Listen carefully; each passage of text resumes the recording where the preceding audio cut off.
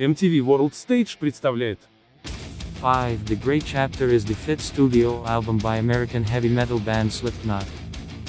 It was released in Australia, Belgium and the Netherlands on October 17, 2014 years, the AC on October 20, 2014 years and in North America on October 21, 2014 years.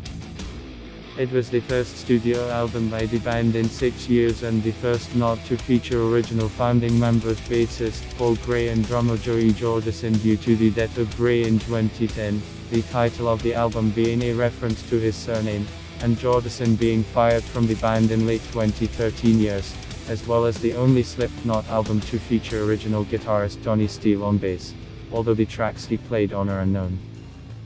The album includes 6 singles and has received commercial success and acclaiming reviews. A standard and deluxe edition of the album was released. It is also the band's final studio album to feature their longtime percussionist Chris Fen before his dismissal from the band due to a lawsuit in March 2019. The -1 received a nomination for Best Metal Performance at the 57th Annual Grammy Awards. The album was nominated for Best Rock Album the following year, along with a Best Metal Performance nomination for the song Custer. The writing process of the record began in late 2013. Wanting to dedicate more time to the album, guitarist Jim Root decided not to tour with Stone Sour in January 2014. A new bassist and drummer were added to the lineup during live shows.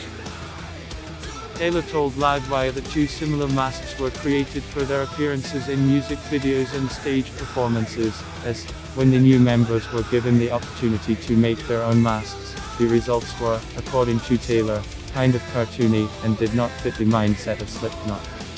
Both members were briefly shown in the music video for The Devil and I, but their identities have not been announced by Slipknot amidst speculation. Root revealed in an interview that founding guitarist and former touring bassist Donnie Steele was involved in some of the studio sessions for the album, but that ultimately Steele declined to rejoin the band in favor of starting a family with his wife. Bassist Alessandro Venturella of Crocodile was identified by the unique tattoos on his hands, performing in the video for The Devil and I. Jay Weinberg from the band Against Me was brought in to audition on drums after Joey Jordison was fired from Slipknot. Jay Weinberg is the son of Max Weinberg, the drummer for Bruce Springsteen's E Street Band and Conan O'Brien's drummer and band leader for his late-night talk show. Max Weinberg introduced Jay Weinberg to Slipknot and from there on forged a friendship by going to several concerts and being invited backstage.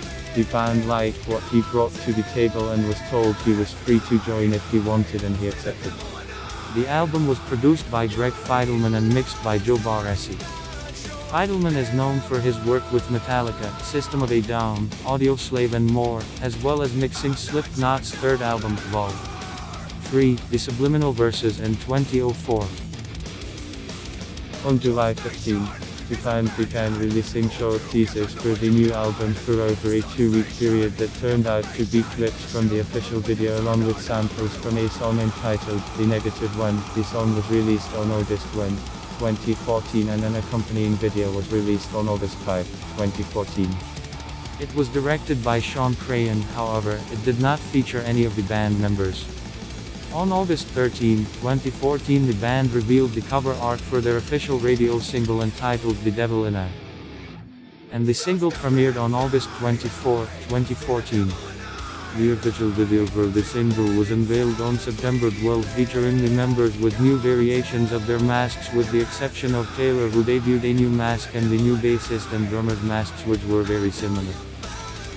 Slipknot began their world tour at the second iteration of Knotfest as headliners on October 25 and the 26th with Anthrax, Five Finger Death Punch, OTEP and Black Label Society among others in California.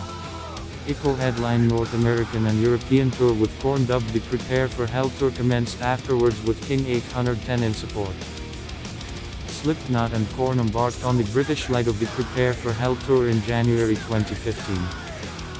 In addition to the standard edition, a deluxe edition featuring 2 listed and 3 unlisted bonus tracks, and a special edition featuring a t-shirt of the album cover have also been released.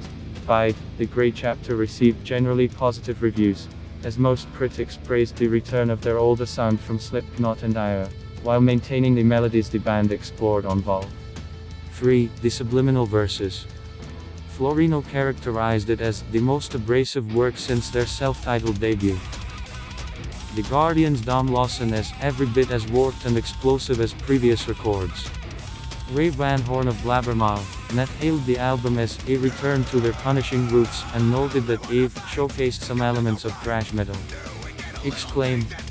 Critic Bradley Zoldgrader pointed out that Slipknot wastes no time kicking it back to 2001's Io, while Metal Hammer's critic Dom Lawson noted that there is plenty of brutal, turbocharged Slipknot here, while Rock Revolt mentioned that the album uses elements from their previous studio albums while pushing the creative boundaries of their past albums into new territory. Geek Magazine's Tom Bryant complained that the album's lighter tracks, namely Goodbye, Killpop, and The One That Kills the Least, were disappointingly timid. However, he followed by commenting that it's possible to entirely forget these when Slipknot play to their strengths, unrelenting darkness and attack, using Custer, The Devil in I, and Lek as examples. Several critics praised the way the album acknowledged Bray's memory. Rock Revolt noted plenty of lyrical content relating to Bray.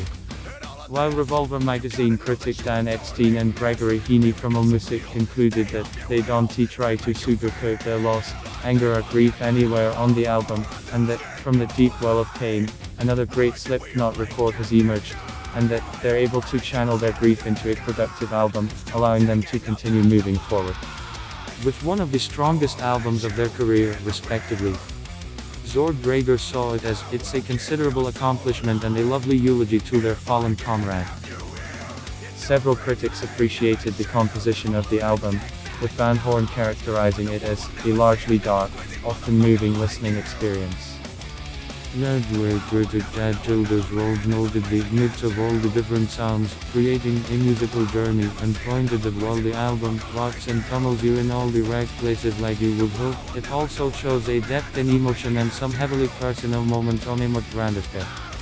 While artist direct critic Rick Florino gave the album a perfect rating, concluding that, by the time this journey ends, it feels as if Slipknot have come full circle.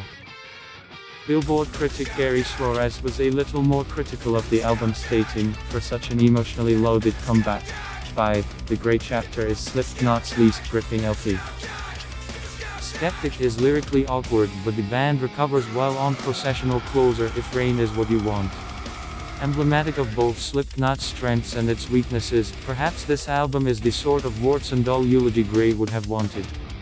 The album's lead single, The Negative One, was nominated for the 2014 Grammy Award for Best Metal Performance at the 57th Grammy Awards. Additionally, the album was nominated for the Best Rock Album and Custer was nominated for Best Metal Performance at the 58th Grammy Awards. 5. The Great Chapter landed in the #1 spot in Australia on the ARIA Albums chart with first week sales.